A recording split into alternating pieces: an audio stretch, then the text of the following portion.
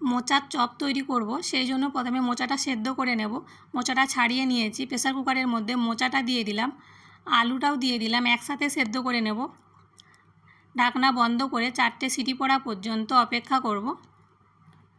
4টে city পড়ে গেছে, এখন ফ্লেমটা অফ করে দেব।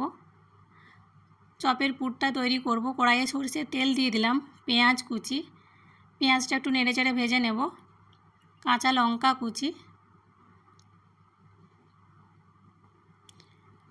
আদা রসুন বাটা দিয়ে দিলাম, আদা রসুনটাও একটু ভেজে নেব। এখন আলু আর মোচাটা দিয়ে দেবো। মোচাটা অবশ্যই চেপে জলটা বার করে নেবেন, ভাজতে থাকবো। এখন পরিমাণ মতো নুন, হলুদ গুঁড়ো, লঙ্কার গুঁড়ো আর জিরের গুঁড়ো আবারও ভাজতে থাকবো।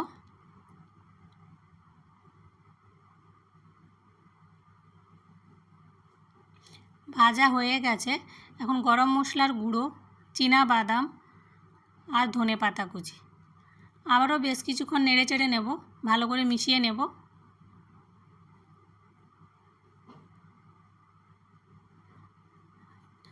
তৈরি হয়ে গেছে, এখন ফ্লেমটা অফ করে দেব, কিছুক্ষণ ঠান্ডা হতে দেব। ব্যাটারটা তৈরি করব, সেই জন্য বেসন নিয়েছি। বেসনের মধ্যে নুন, হলুদ গুঁড়ো, লঙ্কার গুঁড়ো আর 1 চিমটি বেকিং সোডা। এখন অল্প অল্প জল দিয়ে একটা ব্যাটার তৈরি করে নেব। ব্যাটারটা একটু গাঢ় করে তৈরি করতে হবে, তাহলে চপগুলো ভাজতে সুবিধা হবে। কড়াইয়ে বেশ কিছুটা তেল দিয়ে দিলাম, তেল গরম হয়ে গেছে, একটু পুর নিয়েছি, এখন গোল করে নেব। হাতের মধ্যে অবশ্যই একটু সরষের তেল লাগিয়ে নেবেন, তাহলে চপটা তৈরি করার সময় হাতে আটকাবে না। এখন ব্যাটারের মধ্যে ডুবিয়ে নেব, গরম তেলের মধ্যে দিয়ে দেব।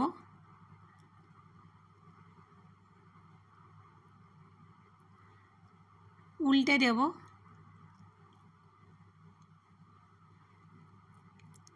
আবারও উল্টে দিলাম। এইভাবেই উল্টে পাল্টে ভেজে নেব, কিন্তু একটু সময় নিয়ে ভাজবে।